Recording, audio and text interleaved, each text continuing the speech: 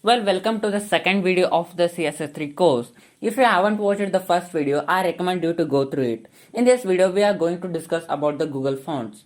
Well, we have used the font family in the CSS, in which we have created the many of the text like Career, News, and Serif, and Times New Roman, and a lot. But we haven't created the text like Poppins and Roboto, and many of the things which we have used in the Microsoft Word. To create such text, we Google provides you the help. Google has its own website called Google Fonts, in which you can get a lot of fonts, which has a plugin, and a plugin has both CSS and HTML. Using that CSS plugin, you just import the text and write that text in the specific manner. You will come up with the text which you require. Well, I'm going to discuss about how to use the Google Fonts into our projects. Well, Google provides many of the things for free for the developers, which includes the Firebase, Google Developers, and Google Cloud, and as also Google Fonts and many of the things. Among which Google Fonts is a better one. Well, we have to go with the Google Fonts. Google Fonts, and you have to just click on it, and you have to click on to the Google font, and you have to choose the font for which you are watching. Well, here I have the Roboto. If I want the Poppins or anything, or Montserrat, we have the Montserrat, we have here, we have the Roboto, we have the Monte Carlo, and we have a lot of things. Well, I just click the Montserrat, and here you have the every font which is available, which is a supported one, and you have to just click on the select this style, and here you have the both the link for the HTML and link for the CSS. First of all, we go with the link of the HTML. When I'm going with the link of the HTML, you have to copy these all things, and you have to paste this thing in the head file of the HTML. In the head file of the HTML, you have to paste it, and next you have to use this font family in the CSS file. If you're using this in the CSS, you have to just copy this at import, and you have to copy this, and you have to paste it here above, and next you have to just take up the font family Montserrat, and you have to copy this, and you have to paste it here. You have to paste it here, and you have to save it.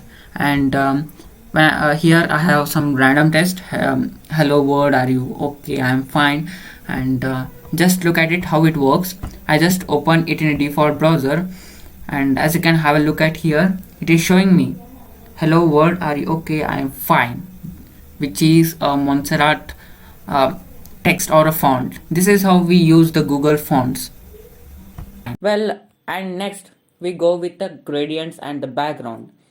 Well, gradient means the bundle of many colors which we use them in the background. And there are standard backgrounds in the CSS which includes the linear, radial, and the conic.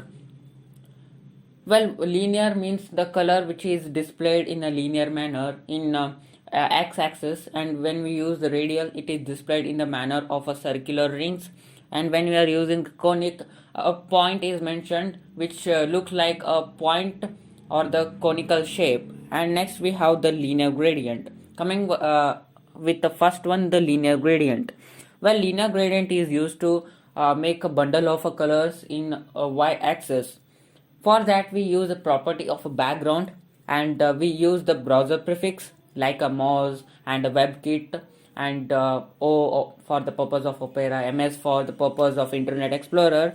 Next, we use the value of a linear gradient, and the linear gradient which has angle, color percent, and color percent. Means, taking an example, if I use a background, and I'm considering the Chrome browser for which I use WebKit, and we are using the linear gradient, and in the angle mentioned, if we use sum of the angle 10 degree, then the x-axis in which the color bundles are displaying are tilted sum of the angle, and we are using the color, and next we are using the percentage. If I are using the red color and mentioning the percent as the 25%, and next using the green color and mentioning 75%, then your box or whatever might be which you are giving a background color has a 25% of a red color and 75% of a green color. This is how linear gradient works, and we watch it in a clarity in VS Code. Next we have a radial gradient. Well, radial gradient is also a color bundle which are displayed in a circular manner in the format of circular ring. To create the radial gradient, we use a background property and we use a value which include browser prefix like Firefox and many of them, and we have a radial gradient as a property, and we have value of a shape and a color percent. Shape, which means the circular and the square, and many of them will discuss in VS Code. And just like a linear gradient, we have also the color and the percent. If I use more color, more wider will be the rings. At last we have the conic gradient. Well, conic gradient are used to make a bundle of colors in the conical format, for which we use the property of background and value of the browser prefix conic gradient. Browser prefix, as we know, Firefox and many, and color and percent. We use more color, more will be displayed. Here in the presentation I use a more yellow color and some of the blue color and some of the red color, therefore it is showing just like that. And next, now I am going to discuss about the gradients, the color gradients. To discuss about the color gradients, first of all I have created a div element. I have given some width and I have given some height, and now I am going to give some background. To give the background, I use the background property. You can also use the color. I have just used the background, and here is a linear gradient, which is the first gradient. In the linear gradient I am going to give some random colors. Random colors include the red and green, and next I am going to give the orange, and I will save it. And I will open it, and I just reload the page. As you can have a look at here, the width is 100, height is 100, therefore it is a square, and the color which we have given is red. Here we have the red color, and here we have the green color, and here we have the orange color. But I don't want them to be in linear. I don't want them in this axis, x-axis. I want them in the y-axis. To have that y-axis, we can also add the angle. Yes, we can also add the angle. To add the angle, if you want it to be in the straight or the vertical manner, you have to add the 90 degree. Means it will tilt up to the 90 degree. Now when you have the clear look at here, it is tilted to the 90 degree. As you can have a look at here, it is tilted to the 90 degree. From 0 degree it is tilted to the 90 degree. Now when you have a look at here, it is randomly distributed, means it is distributed equally. I don't want it to be distributed equally, therefore I am mentioning the percentage. Yes, you can mention the percentage here.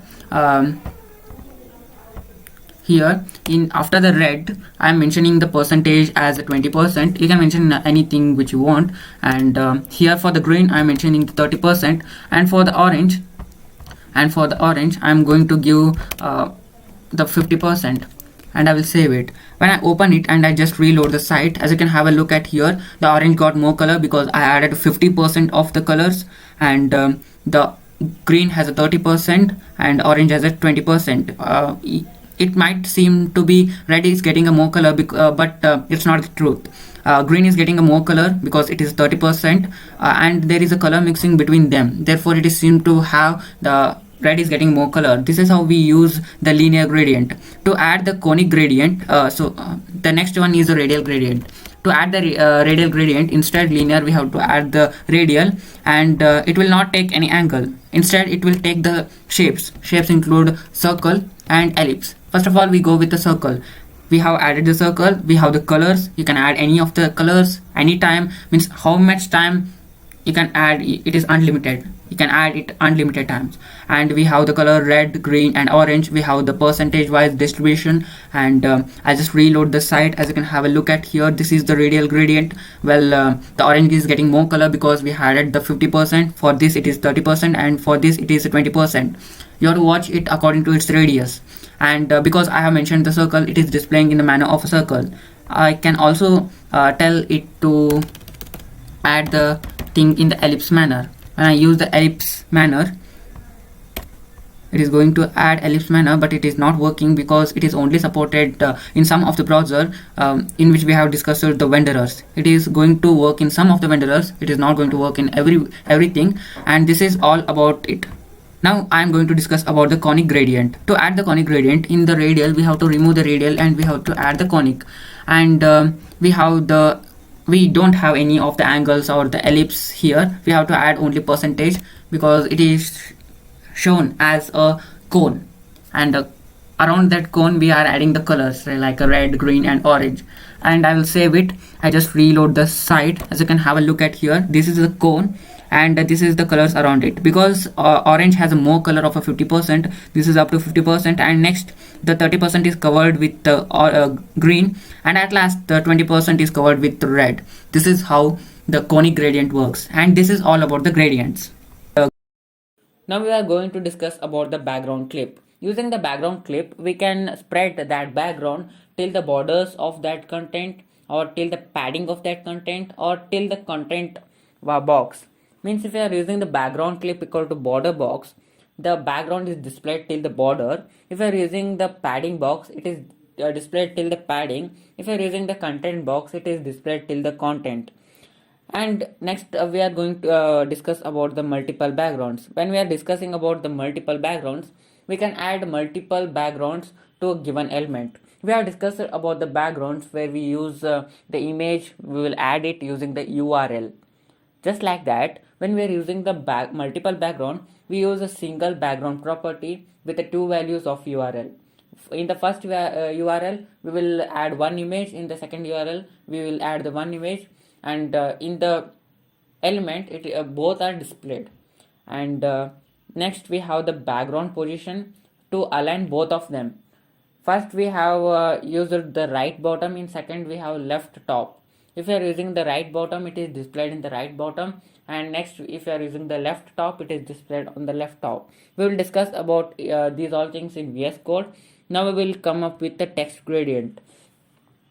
Well, you can create the text with the different colors in it, not like the color which we use, but actually using the text gradient we can make a colorful text, just which is mentioned in your presentation, the presentation heading, the text gradient which you are using. Just like that we can create the text gradient. For that we use some of the code which has a background and linear gradient. We'll mention some of the colors, and next we use the WebKit background clip. Means WebKit background clip, which means if you use the text just like we use the content box, padding box and many of them, if we use the text, that background is only limited for the text, and it is only displayed for that text only. And at last if we use the background text fill color equal to transparent, this background is only limited for the purpose of text. We will discuss these all things in the VS Code. And next we have the animations. In the when we are using the animations in the CSS3, first of all, whatever we are writing, we have to mention that. First of all, we have to mention the animation. Well, animations are the important. As we discussed in the HTML, the animations in the CSS3 are very easy when we compare it with the HTML.